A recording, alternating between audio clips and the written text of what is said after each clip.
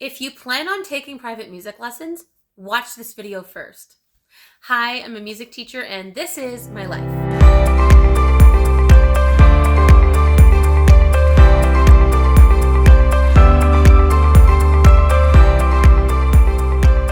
Welcome back to the channel, everyone, and welcome to those of you who might be new here. In today's video, I'm sharing with everyone 8 very important considerations to think about before starting music lessons. And I chose these things because I think they could apply to just about anyone, regardless of what instrument you're playing, regardless of what your level of experience is, whether you've taken music lessons before or not. Like I said, these 8 things are going to be things that everyone should think about. But before we get started, be sure to give this video a thumbs up, subscribe to the channel, and ring that notification bell so that you never miss another video. So let's start with the number one most important thing, at least in my opinion, when it comes to music lessons, and that is choosing the right teacher. The truth is that there are all kinds of different teachers out there, whether they have various levels of experience, whether they have a different teaching style than others, and you really want to make sure that their personality really lines up well with yours. Or if you're a parent, then you definitely want the personality fit to be a good fit between the teacher and your child. And of course, you as well, because it's going to make doing business with this person a lot easier. Now, as someone who teaches private music lessons, something I like to offer as a teacher is a free trial lesson. And this is a win-win for both the student or their family and me as the teacher. It's a win for them because they're not paying any money up front, only to find out that maybe my personality or teaching style doesn't work well for them or for their kids. And it's also a good thing for me as a teacher because it gives me a good sense of what level is the student at. Are they a beginner, an intermediate, or an advanced student? What are some things that we can start working on right away? Maybe it's the tone quality, maybe it's their articulation or the technique in their fingers if they're playing a woodwind brass instrument. What are the things that we can work on in those first initial lessons while we're working towards maybe some type of goal in the future? Now, in addition to having a good personality fit, you also want to make sure that the teacher is going to be someone that has the amount of education and qualification and experience that you're looking for. For example, if I was taking flute lessons as someone who already has a bachelor's degree in music, with my major instrument being flute, I already play at a fairly advanced level. So any flute teacher who's going to teach me something different would need to be more experienced than myself.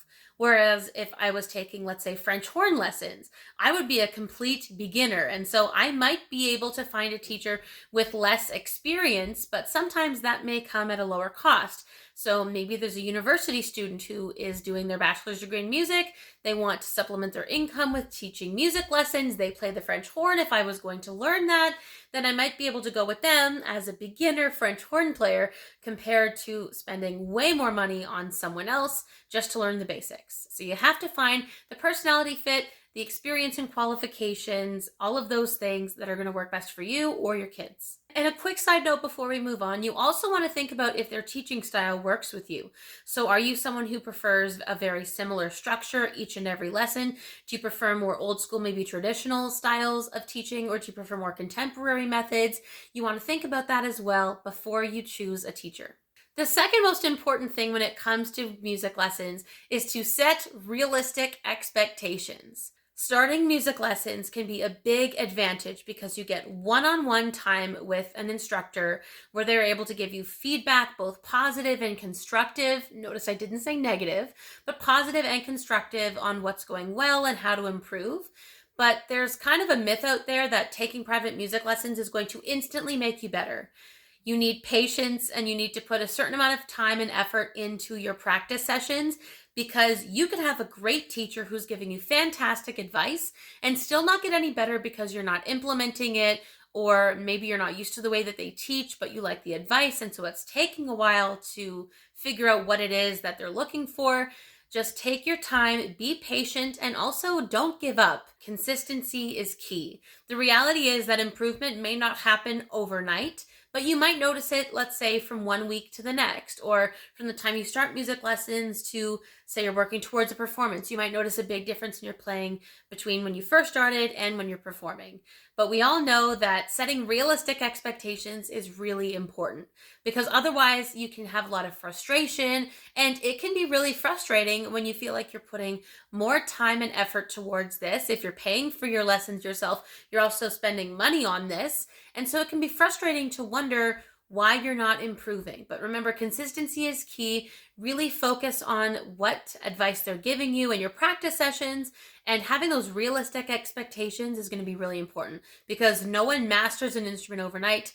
Practice makes permanent, and take your time. One simple way to avoid some of that early onset frustration is to set some small, realistic, achievable goals, and that way you can celebrate the early wins that you have, and hopefully celebrating those early wins will keep you motivated and have that momentum continue to future lessons and improving your musicianship.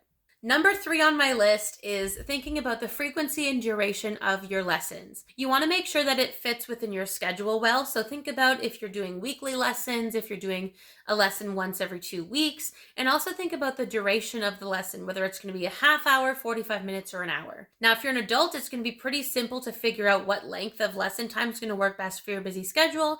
But if you're a parent thinking about getting lessons for a child or multiple children, think about what your kid's attention span is like, right?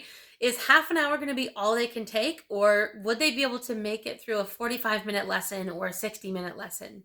As a teacher myself, I found that a 45-minute lesson for someone who's around, let's say, grade 6 in school was a pretty good amount of time, because once they got their warm-up done, we had a solid 30 to 35, maybe even 40-ish minutes for them to start playing and enjoy the lesson a little bit more. But for some kids, 60 minutes is just too long of a time to be able to focus, especially if you're doing their lessons in the evening after they've had a long, busy day of school, and you're now asking them to be focused in the evening. So hopefully you know your kids and what their attention span is going to be like, but you want to make sure that you consider the frequency of lessons and the duration of lessons before you start paying for them.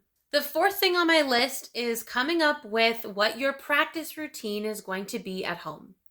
Like I said earlier, practice makes permanent, and just because you are paying someone for private music lessons doesn't mean that you're going to get any better. I actually knew someone, this is a long time ago, I knew someone who took flute lessons from the same music teacher that I did, and I would talk to her about some of the things that our teacher had mentioned to me in private music lessons, and I would hear feedback from this other person saying, oh yeah, she said that to me, but I don't really like that, so I'm just going to do it my way.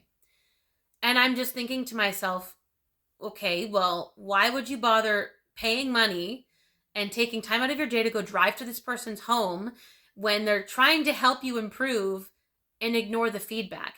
It's one thing to try it and say, something seems off, or I keep trying, but it's not working for me. Is there an alternative? And just shutting down the advice. So you have to be open to accepting feedback from that private music teacher, because otherwise you're just not going to improve. So by setting that daily practice routine, it's going to help you improve between that lesson each week. And trust me, your private music teachers know whether or not you practiced or not.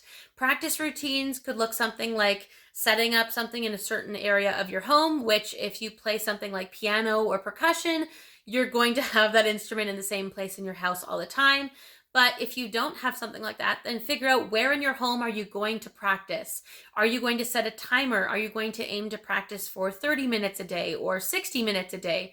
Can you fit it in after dinner at home, or can you fit it in around your other commitments, right? If you're a student and you're in school, can you fit in your practice maybe half an hour between when you get home from school and before dinner? Maybe you're not as tired and it's easier to focus. Do you also set time on some of the weekends to practice? But ideally, you're practicing most, if not all, days of the week so that you're able to keep that consistency going. It's also really important that you focus on your technique. So whether you're focusing on tone quality, your articulation, if you're like me, then as a woodwind player, sometimes getting your fingers to match up perfectly with the timing of your articulation can be tricky. I highly recommend that you use some music tools, things like a tuner and a metronome, and I can leave links to my videos about those tools below. I demonstrate a little bit about how to use them as well. but you want to make sure that you're focusing really intentionally on what your goals are in that little bit of time that you set aside to practice. And don't forget about the tools you have around you, right? So whether it's a metronome or whether it's a tuner, whether even if it's something like a mirror, right? You can look at yourself in the mirror to make sure that your posture is nice and tall. If you're a singer, that you are opening your mouth the way that you should be, that your shoulders are down and back. All of those little things can be tools that you use to help your daily practice routine be successful. Now, the fifth thing on this list to think about when it comes to lessons is the cost of lessons, right? From a very practical standpoint, you need to consider what your budget is. So earlier I mentioned the 30 or 45 or 60-minute lessons. Maybe it's better for your budget to have 45-minute lessons instead of 60-minute lessons, because you're able to still get a lot of valuable feedback from the teacher and help stretch your money just a little bit further with the time that you are using for your lessons. Now, keep in mind, though, that price can definitely vary depending on your teacher's level of experience and their location. It's going to cost you more for the teacher to drive to your home than it would be for you to go to their studio and take music lessons from them. You also have the option, even though the pandemic is long over, to think about whether or not you want to have in-person lessons or online lessons. And this can also vary depending on how niche or maybe specific your instrument is. For example, if you live in a really small town and you are playing a very specific instrument, let's say something like bagpipes. Maybe there are no bagpipe teachers in your town, but maybe there is someone out there who offers bagpipe lessons online. I don't know, that was just the first very specific instrument that came to mind. Then sometimes looking up someone who can teach online is a great option for you. And another way that you're able to save some money sometimes with lessons are package deals.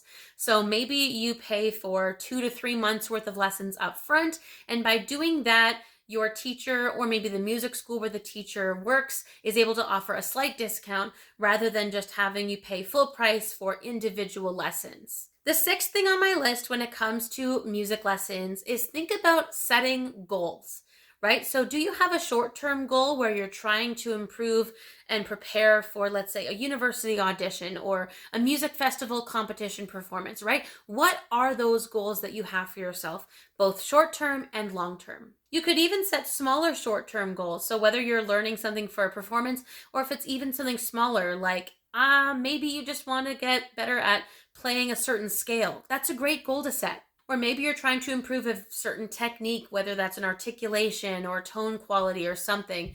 Then again, that's a great short-term goal to set. Sometimes those long-term goals can be things like trying to be more comfortable performing in front of an audience in general. Some people are great musicians, but that stage fright can really get the best of them. So that could be a good long-term goal to set. Some other long-term goals could also be things like learning music theory over time, developing your musicianship skills, whether that's ear training, theory, history, composition even. Some people like to explore with composition in their lessons based on their teacher's experience, of course. Some of those long-term goals can also help keep you motivated. Number 7 on my list is to prepare for setbacks and be ready to commit. Now, if you're like me, then there have definitely been times where you've been practicing individually and things are sounding great, and then you go to your music lesson and you have a terrible lesson. I have experienced this many, many times in my life, quite a few times in university, where I was practicing, let's say on a Tuesday individually, and things are really improving. And then I would often have my flute lessons on Wednesdays. I would show up to my lesson and I was just struggling to demonstrate for my teacher the scale or the arpeggio or the repertoire we were working on. And I would tell her, like, I promise I have been practicing. I don't know what's happening. And thankfully, I had the same teacher all 4 years through university. So she and I got to know each other better. And she's like, I know that this isn't your best. Just do what you can, right? Keep going. And she was actually quite encouraging, even though she could see me getting frustrated and hear it in the way I was playing or going, oh, sorry, and then restarting. She was really, really encouraging. And that actually plays well into the very first thing I talked about that personality fit. That having a teacher who's going to have the right level of encouragement and support, but also challenging you to get better, that's going to work really well for you. But that doesn't mean you're not going to hit a plateau. That doesn't mean that you're always going to sound great, but you want to make sure that you have that perseverance. And by having those goals in mind, like I mentioned earlier, then it's going to help you overcome some of that frustration when you start to hit some of those plateaus. But that doesn't mean that you're not going to get over it and improve. It just takes some time. Now, one type of setback that maybe isn't talked about quite as much, other than the mental blocks, are things like physical injuries. So, for example, I know that I've seen some flute players play where they had their wrist in a brace because they had wrist issues. Violinists and other string players who will sometimes get carpal tunnel syndrome in their hands. A friend of mine was a cellist in university, and she had some similar issues in her hands and in her forearms. The reality is that injuries can set you back. What's really, really important, though, is that you seek out professional help from people like a physiotherapist. There are physiotherapists out there, sometimes also massage therapists, who are specifically trained for things like injuries, not just sports injuries, but also people who treat musicians. It's really important that you don't push yourself past a point of pain, though.